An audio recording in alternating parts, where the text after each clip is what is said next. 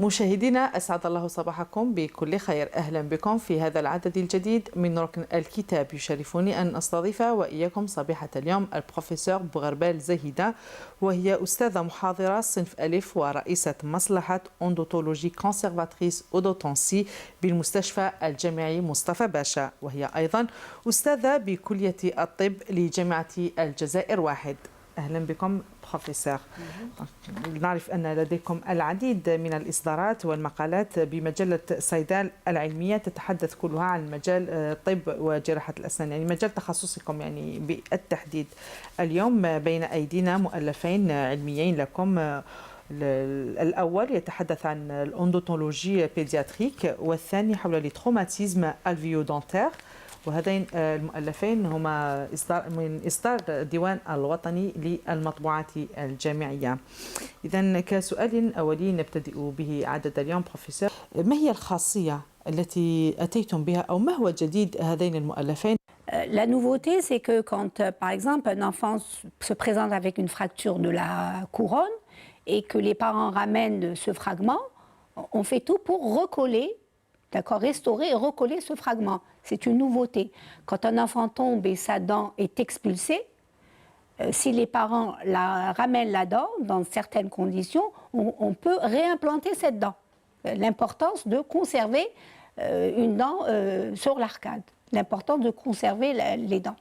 Même une dent qui a été expulsée à la suite d'un traumatisme, si les parents la ramènent dans des conditions qui doivent être bien précises, on fait tout pour réimplanter. On parle de réimplantation d'une dent expulsée et avec des contrôles bien sûr réguliers.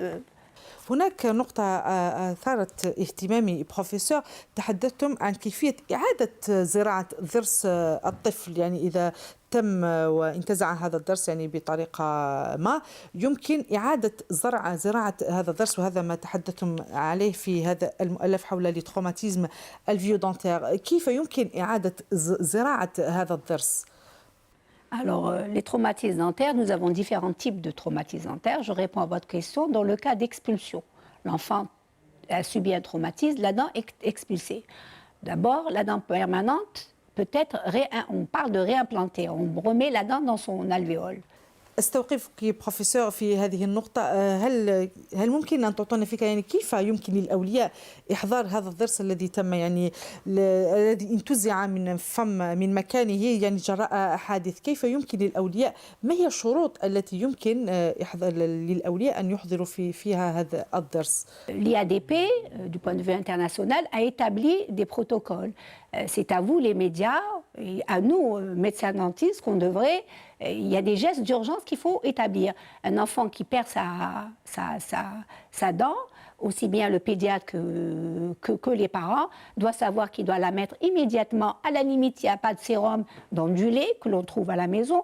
À la limite, on la met au niveau, par exemple, au niveau du plancher, pour avoir de la salive. Et il appelle, ou il va directement chez le médecin dentiste pour que cette dent soit réimplantée. Parce que le facteur temps, la durée de la réimplantation et les conditions, est-ce qu'elle est dans un milieu humide ou dans un lieu sec, est très important, conditionne, si vous voulez, la réussite du traitement. إذن بروفيسور، في مؤلفكم أندوتولوجي بيدياتريك تحدثتم عن أهمية وأكدتم عن أهمية الاتصال الأول يعني بين الطفل والطبيب المختص في جراحة الأسنان. تحدثتم أيضا عن خاصية الأسنان المؤقتة لدى الأطفال أو معروفة بأسنان الحليب. تحدثتم أيضا عن الأسنان النهائية. تحدثتم أيضا عن طريقة علاج المرضى، خاصة منهم يعني الذين يشكلون خطرا أو كما سميتموه في المؤلف بلي باسيون à risque. هل ممكن أن تعطونا يعني تفاصيل أكثر عن أهم ما ورد في هذا المؤلف الأول؟ L'odontologie pédiatrique actuellement en médecine dentaire est une spécialité à part entière. Il est très important. L'approche psychologique de l'enfant est très importante, elle est primordiale. L'enfant, il ne faut pas considérer un enfant comme un adulte jeune. L'enfant, d'abord, l'approche psychologique de l'enfant est primordiale. La première prise en charge d'un enfant est très importante. C'est à partir de ce contact que va dépendre la coopération et même plus tard, si vous voulez, qui deviendra un adulte coopérant. L'approche psychologique est très importante. Il y a des actes à réaliser, il y a un comportement bien particulier du praticien vis-à-vis de l'enfant. Les pathologies, il y a des pathologies bucco-dentaires et il y a des patients, c'est toujours en odontologie pédiatrique, à risque. La prise en charge d'un patient sain et d'un patient qui présente une pathologie à risque est tout à fait différente. Il y a des protocoles bien précis, bien codifiés. الحديث أيضا في الكتاب الثاني لتروماتيزم الفيو دونتير تحدثتم في هذا المؤلف عن مختلف التكسرات والانشقاقات التي يمكن أن تصيب الأسنان وتحدثتم أيضا عن طريقة العلاج. هل ممكن أن تعطونا تفاصيل أكثر؟ Les traumatismes alvéolo-dentaires sont très fréquents. Ils sont observés, selon la littérature, atteignent 20% des enfants à l'état préscolaire. Chaque type de fracture a un traitement particulier, très spécifique. Et on a mis en exergue l'importance de la prise en charge de la première consultation dans le cadre de l'urgence. C'est à partir de cette prise en charge que va dépendre, si vous voulez, la réussite de notre traitement. Une dent fracturée, même si la couronne est très fracturée, nous ferons tout pour conserver, pour restaurer, pour conserver cette dent sur l'arcade. كيف يمكن للطالب في طب وجراحة الأسنان أو حتى للطبيب يعني المختص في جراحة الأسنان الاعتماد على هذين المؤلفين؟ Les thèmes de ces polycopes sont toujours en rapport avec le programme des études de médecine dentaire.